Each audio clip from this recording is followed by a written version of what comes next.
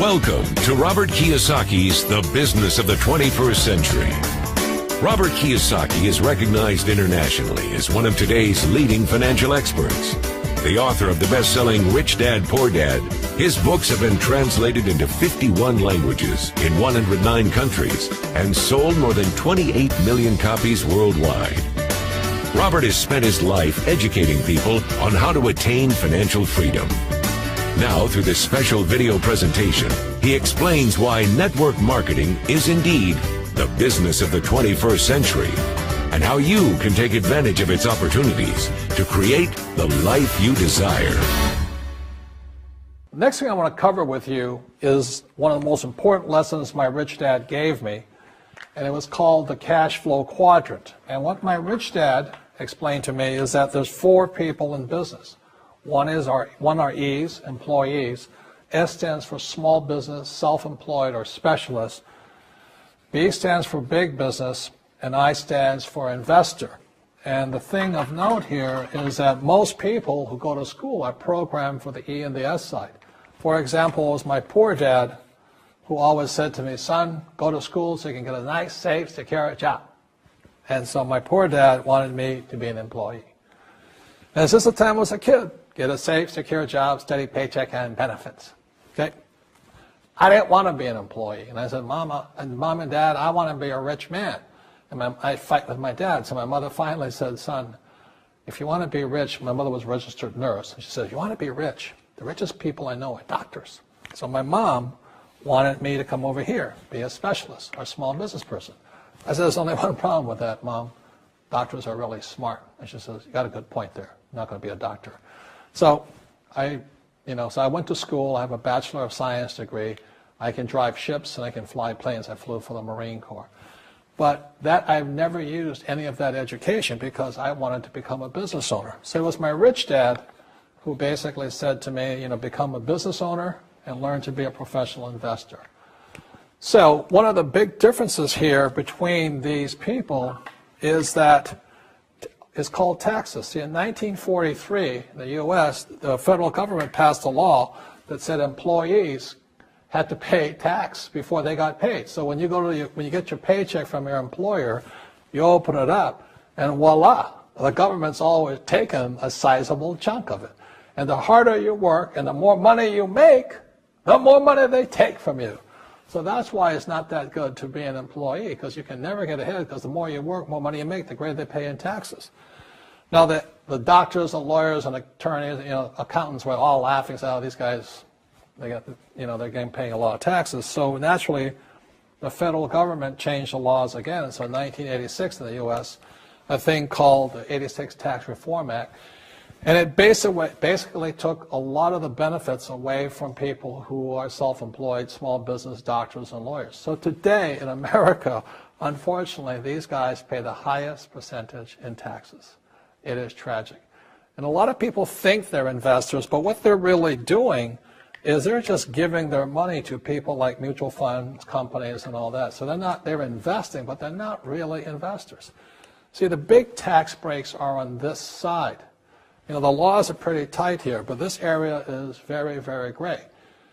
So by being a business owner on the right-hand side of the quadrant, you can make a lot more money and pay a smaller percentage of taxes legally. And the key word is legally. In the investor quadrant, it is possible to make millions of dollars and pay 0% taxes legally. But you've got to know the difference. So one of the beauties of business for the 21st century is it allows people to make the transition from the E and the S side to the B side especially. And so you can become a big business owner. And the difference between an S and a B, small business and big business, is most of these guys can't quit working. Most small business owners, if they stop working for more than a month, the business collapses. They don't really have a business. Most of these people own a job. So the beauty of business for the 21st century, it allows these people to make the transition to the B side so that you don't have to keep working hard for money, and the money can actually come in passively. Then once you have your business up and running, then I always recommend you then begin investing with your excess cash, paying less and less in taxes. And that's the reason the rich are getting richer.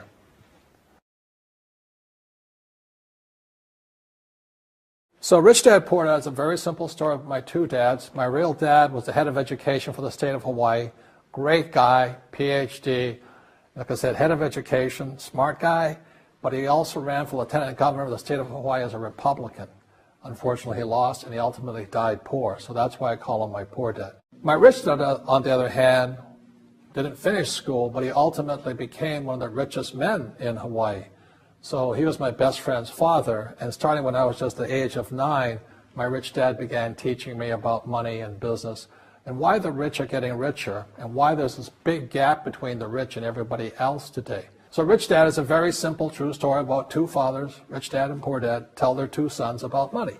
And it was my poor dad always said, go to school, get a job, work hard, and all that stuff.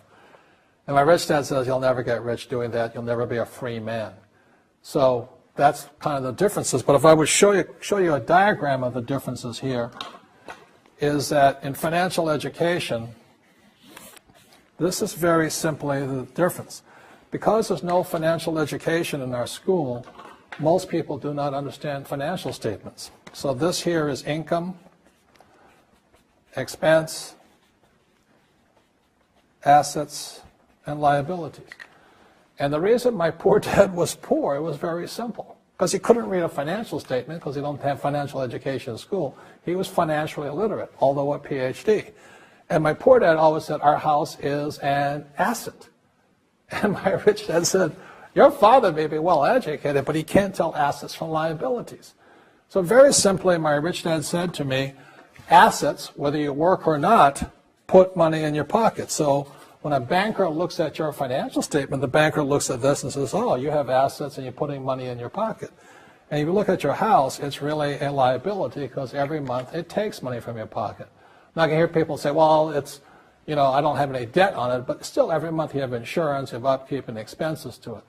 So very simply, the reason I'm a rich man today was I knew the difference between assets and liabilities. And I get richer and richer because every year I add more assets to my balance sheet here. And so that's one of the biggest differences. And as my rich dad often said to me, he says, son, my banker has never asked me for my report card. My banker wants to see my financial statement because it's your financial statement that shows how high your financial IQ is. How smart are you with money? If you're very smart with money, the banker will give you as much money as you want because you know how to make money with money. If you're not very smart about money, all the banker will give you is a credit card and a home loan.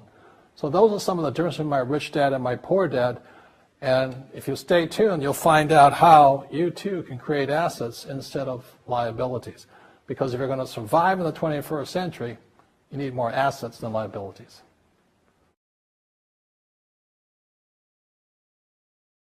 As an entrepreneur, I have built many businesses from scratch. And as some of you know, a lot of them crashed also. Statistics show that most new businesses fail within the first 5 years, 90% in fact. And of the 10% that survive, the remaining 10% crash in the second 5 years. So in other words, most are gone in 10 years. So I've looked at many different models, and one that stands out for me is network marketing. And the reason for that, it takes very little upfront cash. It has low overhead. You can do it part-time. It means keep your daytime job, but do this part-time.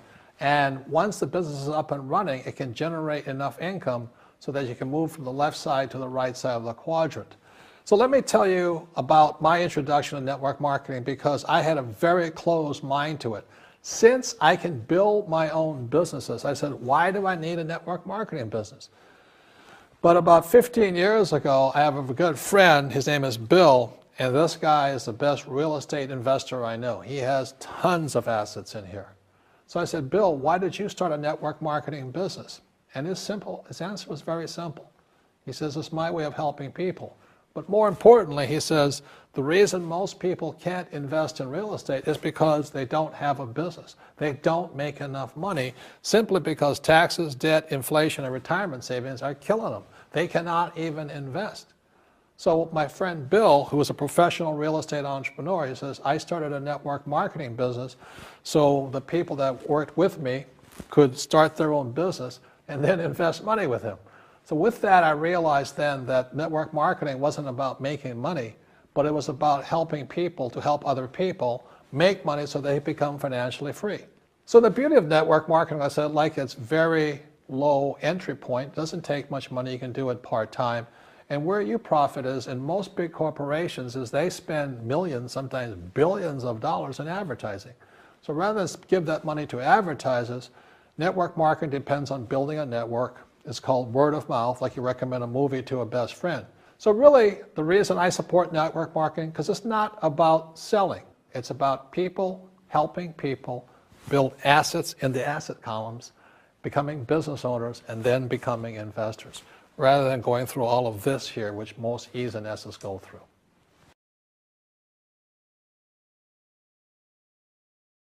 As you know, with this financial crisis, it is the E's and S's who are getting crushed.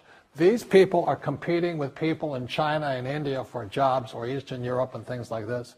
So the idea of working hard to make more money is absolutely ridiculous. Plus taxes are just nailing these guys, plus inflation. So the business for the 21st century is designed to take people from this side to this side. Let me explain some of the differences between small business owners and these guys. These guys here work for money. They work hard, they make more money, they get taxed. And the difference between the B quadrant people and I quadrant people is they build assets. So, rule number one is entrepreneurs make things happen, but they make different things happen. Instead of working for money, they work hard to build assets. So point two, it takes courage to be on the B and the I side. See, these guys here want a steady paycheck. They want to get paid today. But the big difference and why it takes courage is these guys, it takes time to build an asset. But most importantly, point three, for true entrepreneurs who build assets, it'll bring freedom. Now, one of the problems with this area, as you know, it takes capital. In other words, it takes a lot of money to buy some of these apartment buildings, to build a business and things like this. But there is a way. There is a way to do it with very little capital, and that's what I'm here to talk to you about. It's about a business for the 21st century.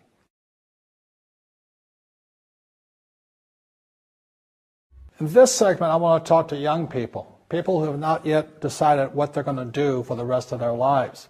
You know, maybe you're in school or about to get in school or whatever you're going to do. But as I said, it was my poor dad always said, go to schools and get a safe, secure job. Unfortunately, in this financial crisis, many young people are coming out of school deep in college debt or college loans, and they can't find a job.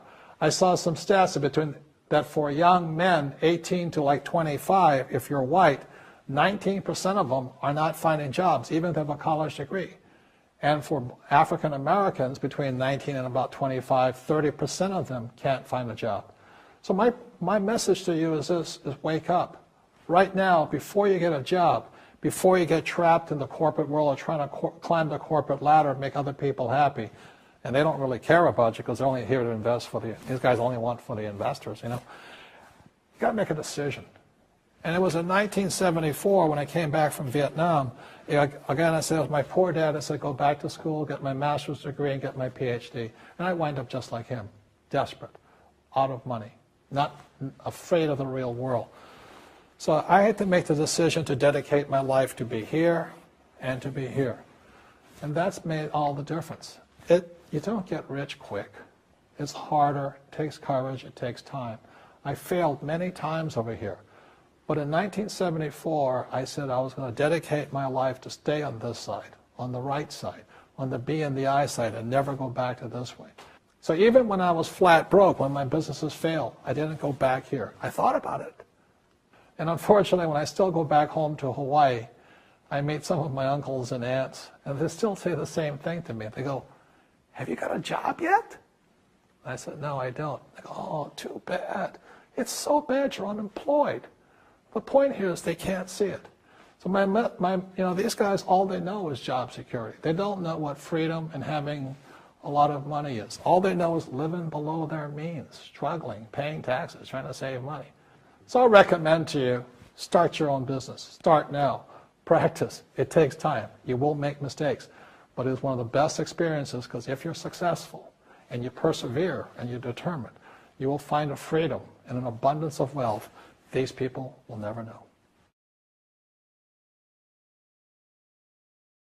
In this section, I want to talk to you about a different kind of quadrant. Years ago, I found out there was 4 kinds of people in the world. You know, one type are people who must be right. These people know all the right answers. They went to school, they know everything. You can't tell them anything. This is not a good business for them because their minds are too set. Another kind of person is a person who must be comfortable. You know, the house could be on fire, but they're still watching TV, eating a hot dog, watching what's going on in the world. These people are toast because the world economy is not coming back. The world economy has moved on. And people who need to be comfortable will probably be left behind. So the people who need to be comfortable, you probably shouldn't talk to them because you only make them uncomfortable. And they're probably not going to make the move because number 1 priority is being comfortable. Another kind of person is a person who must be liked. You know, they want to please everybody. This is probably not the business for them either, you know, because they want somebody else's approval. They want to be the good little boy or girl saying, I did the right thing, didn't I? You like me, don't you? And so they'll probably not be successful in the 21st century because they'll probably want to be liked by people who have to be right. And people want to be comfortable. All right, good, be comfortable. All right, you're very right. You know, that's probably being liked.